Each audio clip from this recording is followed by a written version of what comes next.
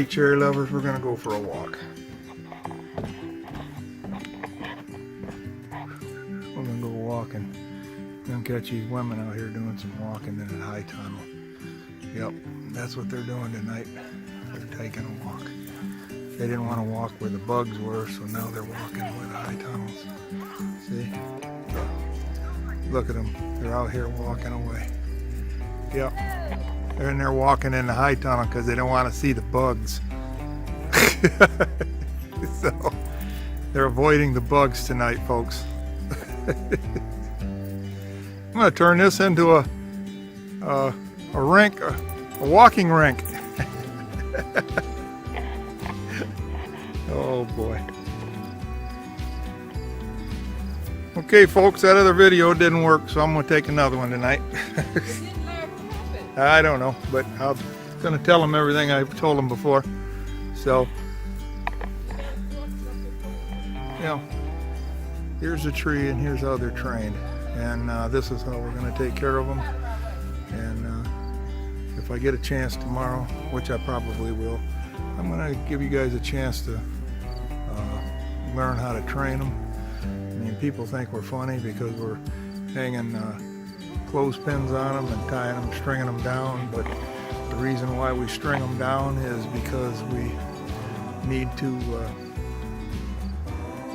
keep them trained so when they're big and grown and the cherries are on, they'll be strong enough to hold everything. So if I get a chance, I'm going to walk over here and I'm going to show you that if I get a chance, probably tomorrow, I'm going to train this tree right here and show you the right ways of training her so that when we end up getting done, it'll be ready for, we have to leave them on there for a couple of years so that the branches get trained enough to where they don't, when you take the strings off, they don't pop off. But that's what we're going to do, because here's a tree that Joyce trained, and we're going to show you this is the way it's supposed to be properly trained. They're all tied down, branches are open, and that's the way they're supposed to be. So that's what I'm going to do here. So maybe tomorrow I'll show you guys how to train it. So, but things are doing it good. Back a video ago, if you just looked at this tree, it was topped because I cut down that big oak that's inside that high tunnel there, and it fell all the way across. Well, it took this tree out, took one inside the high tunnel, and it also took that one right there out. But this one is doing really good. If you look where it was topped, well, all of this grew back, which is darn good for 1 year. So it looks really good. So really pleased with what's going on here. So, and if I get a chance, like I said, tomorrow when we come out here, I got to put some fungicide, organic fungicide. That I see a couple trees that look like they got some fungus growing, but we're going to take care of that tomorrow. Everything's looking good, but my sister-in-law and my wife are out walking in the high tunnel because under the high tunnel there's no bugs. So that's what they're doing out here. So, yep. So, and then I'll show you, I changed the watering system on one of the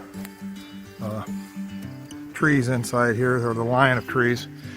Well, they weren't quite getting the water I needed, but they are now. So if you look compared to, if you look at this line of trees, see where the spots are? They weren't watering them real good. I have the water lines turned down.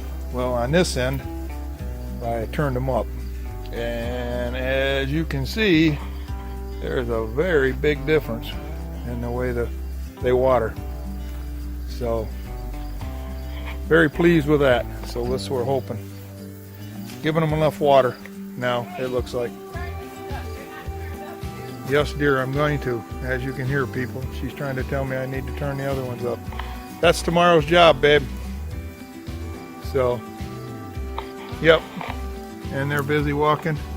And here she comes, and there she goes. So, that's what's going on here this weekend, folks. So I just thought I'd show you what's going on in the world.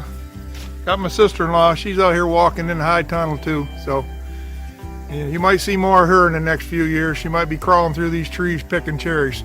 So, so anyways, that's what we got going on. We'll talk to you tomorrow.